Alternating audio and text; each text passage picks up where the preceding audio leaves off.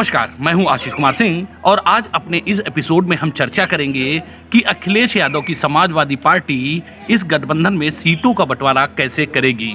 दरअसल अखिलेश यादव अब तक 5 दलों से गठबंधन कर चुके हैं और अब ये एक सवाल उठता है कि आखिर वो खुद कितनी सीटों पर लड़ेंगे और अपने सहयोगियों को कितनी सीटें देंगे। देखिए, जिस तरीके से अखिलेश यादव गठबंधन पे गठबंधन करते चले जा रहे हैं, उससे उनकी पार्टी में तो खलबली मची हुई है। साथ ही विपक्षी भी ताने दे रहे हैं कि अखिलेश यादव का ये खौफ बोल रहा है। वैसे अगर हम देखें तो इस बार जो चुनावी रणनीति है वो अखिलेश यादव गठबंधन के सहारे लड़ना चाहते हैं। हालांकि पिछले 3 चुनावों में जो उनको हार की हैट्रिक प्राप्त हुई थी, वो भी चुनाव उन्होंने गठबंधन से ही लड़े थे। लेकिन इस बार गठबंधन का स्वरूप थोड़ा सा अलग है। दरअसल इस बार वो कांग्रेस को भाव नहीं दे रहे हैं और बहुजन समाजवादी पार्टी को अपने साइकिल की सवारी नहीं करा रहे हैं। इस बार गठबंधन तो उन्होंने किया है, लेकिन छोटे छोटे दलों से किया है। आइए एक नज़र डाल लेते हैं कि उन्होंने गठबंधन किसके साथ किया है। तो सबसे बड़ी जो की पार्टी है जिसके साथ गठबंधन उन्होंने किया है वो है आरएलडी। दूसरे नंबर पर ओपी राजभर की पार्टी आती है। तीसरा है जनवादी पार्टी, चौथी महान दल और पांचवी अनुप्रिया पटेल की मम्मी वाली अपना दल, जिसमें कृष्णा पटेल उसकी अध्यक्ष हैं।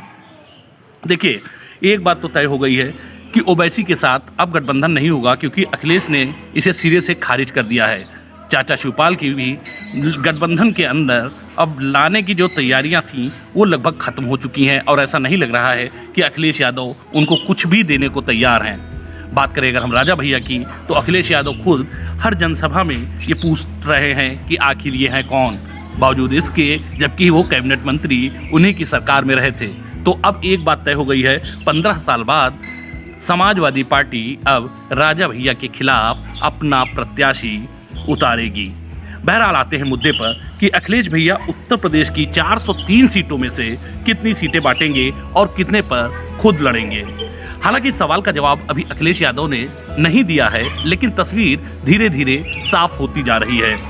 करीब 346 उत्तर प्रदेश में 403 सीटों में से करीब 346 से 348 सीटों पर अखिलेश यादव चुनाव लड़ सकते हैं।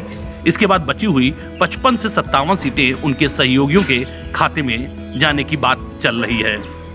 देखिए, सपा के गठबंधन में आरएलडी और राजभर की पार्टी की भूमिका जो होगी वो बाकी दलों से बड़ी होगी। आरएलडी और सुहेलदेव पार्टी गठबंधन में बड़े शेयर होल्डर होंगे।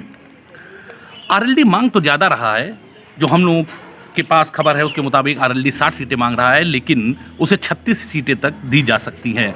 इसके अलावा सुहेलदेव की राजभर जो दूसरा बड़े गठबंधन वाली पार्टी है उसे 15 सीटें तक मिल सकती हैं। इसके अलावा महान दल और जनवादी पार्टी और अपना दल कृष्णा पटेल वाली जो है, इनमें से किसी को 1-1 या किसी को 2 सीटें दी जा सकती हैं। लेकिन जिस तरीके की खबरें आ रही हैं उसके मुताबिक एक चीज़ ये भी हो सकती है कि जिस समय टिकट के बंटवारे का फैसला हो रहा हो उस समय ये भी हो सकता है कि समाजवादी पार्टी सहयोगियों के दलों के सिंबल पर लड़े और कई सहयोगी दल जो हैं उनके कैंडिडेट समाजवादी पार्टी के सिंबल पर चुनाव लड़ सकते हैं। ऐसी खबर भी आ रही है।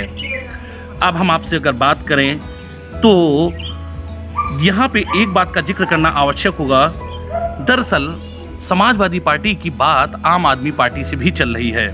आम आदमी पार्टी के अखिलेश से अभी थोड़े ही दिनों पहले समाजवादी पार्टी के मुखिया अखिलेश यादव से मुलाकात कर गए हैं। खबरों की माने या जो हमारे सूत्र हैं उनकी माने तो आम आदमी पार्टी ये चाहती है कि दिल्ली से सटे हुए जो उत्तर प्रदेश के ज़िले हैं वहाँ पे 12 सीटें उसे दी जाए। इस तरह अगर 12 सीटें समाजवादी पार्टी दे देती है तो इसका मतलब होगा कि वो प्रदेश की 334 सीटों पर लड़ेगी। देखिए, सपा ने जो भी गठबंधन किए हैं वो पूर्व से लेकर पश्चिम तक के जो सारे दल हैं वो जातीय समीकरणों के आधार पर किए हैं। बहरहाल सवाल ये उठता है कि जब समाजवादी पार्टी का संगठन इतना मजबूत है, प्रदेश की कोई ऐसी विधानसभा नहीं है जिसके बूथ पर उसके कार्यकर्ता ना मौजूद हों, तो फिर वो गठबंधन क्यों करना चाहता है। जबकि 2012 का इलेक्शन देखें, पार्टी अकेले बूते पर लड़ी थी और 224 विधायक जीत कर आए थे और सरकार उत्तर प्रदेश में बनाई थी। लेकिन आखिर ऐसी क्या मजबूरी है कि अखिलेश यादव, चाहे वो 2014 का इलेक्शन हो, चाहे वो 2017 का हो या 2019 का, हर बार गठबंधन किया, लेकिन नतीजा क्या रहा ये तो आप सभी को मालूम है। बहरहाल अखिलेश यादव जो ये गठबंधन कर रहे हैं उसमें सबसे पहला तो सवाल ये उठता है कि वो वही जातियां हैं जो इनके साथ पहले से रह चुकी हैं। देखिए, पिछड़ी जातियों के नाम पर सब समाजवादी पार्टियों के साथ में खड़ी रहती थी। इसी तरह जितनी भी दलित जातियां होती थी उसमें से अधिकांश दलित जातियां जो थी बहुजन समाजवादी पार्टी के साथ में खड़ी रहती थी। अब ऐसे में सवाल ये उठता है कि अगर किसी दल की नीयत देखनी है तो ये देखना होगा वो सत्ता में रहते हुए किसका कितना भला करती है, क्योंकि विपक्ष में जब आप बैठे होते हैं तब तो आप तुरंत जितने भी लुभावने वादे कर सकते हैं उतने करते हैं, लेकिन नीयत का पता तो तभी चलता है जब आप सत्ता में होते हैं। तो देखिए, अगर हम समाजवादी पार्टी की बात करें तो जब ये सत्ता में थे तो फ़ायदा किसको पहुंचा? सिर्फ यादवों को। जो दूसरी पिछड़ी जातियां थीं वो तो अपने को ठगा महसूस कर रही थीं। ठीक यही बात लागू बहुजन समाजवादी पार्टी पर होती है। बहन जी जब सत्ता में थी तो सिर्फ जाटवों को फ़ायदा पहुंचा, बाकी जो दलित जातियाँ उनके साथ कंधे से कंधा मिलाकर खड़ी थी उनको लगा कि उनको छल किया गया है, उनके साथ धोखा किया गया है। यही वजह रही कि 4 बार मुख्यमंत्री बनने के बावजूद कभी भी मायावती सीएम सूबे की नहीं बन पाई, सिर्फ जात बिरादर की ही रह गई। अब ऐसे में सवाल ये उठता है कि जो अखिलेश यादव ये सोच रहे हैं कि ये पार्टियों के साथ मिलकर इनका वोट ट्रांसफ़र हो जाएगा, ये अपने में सवाल पैदा करती है कि आखिर ये लोग पहले तो आपके साथ रह चुके हैं, क्या गारंटी है कि इस बार ये वोट आप में ही ट्रांसफ़र हो जाएगा? क्योंकि सूबे में 4 बार समाजवादी पार्टी की भी सत्ता रह चुकी है और सूबे में 4 बार बसपा की भी सत्ता रह चुकी है। दूसरी एक बात और ध्यान देने वाली है कि यहाँ पे आप जो आपके गठबंधन के दल हैं उनका विलय नहीं हो रहा है, आप गठबंधन कर रहे हैं, यानी कि जितनी सीटें देंगे वहाँ से साइकिल का सिंबल गायब होगा और वहाँ पे जो आपके सहयोगियों को उगता सूरज, झाड़ू या कोई भी सिंबल साइकिल के अलावा कोई भी सिंबल मिलेगा उसी पर आपको चुनाव लड़ना पड़ेगा, यानी कि साइकिल वहाँ पे नज़र नहीं आएगी। इसके अलावा जो आपके पार्टी कार्यकर्ता हैं जो इतने सालों से मेहनत कर रहे थे उनके भीतरघात की आशंका भी काफ़ी बढ़ जाती है। साथ ही सबसे ध्यान देने वाली बात यह भी होगी कि जब ये आपका मुकाबला किसके साथ में, देखिए आपका मुकाबला है भारतीय जनता पार्टी के पास में। अगर कहा जाता है कि अगर भारतीय जनता पार्टी अल्पमत में होती है तो ज़रूर सरकार बना लेती है, उसकी सबसे बड़ी वजह है उसके पास पैसा भी है, पावर भी है, यानी कि सत्ता बनाने के लिए तर्कश में जितने तीर होने चाहिए सब उसके पास मौजूद हैं। आज के मौजूदा समय में देखें तो भारतीय जनता पार्टी बहुत ताकतवर पार्टी बन चुकी है।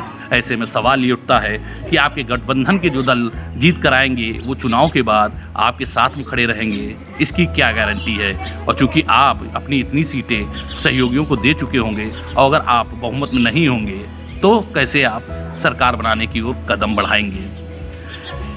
देखिए होता क्या है ये तो समय ही बताएगा, यानी कि मार्च में ही पता चलेगा। लेकिन फिलहाल अखिलेश यादव को उनका ये गठबंधन का जो दांव है वो कहीं उल्टा ना पड़ जाए।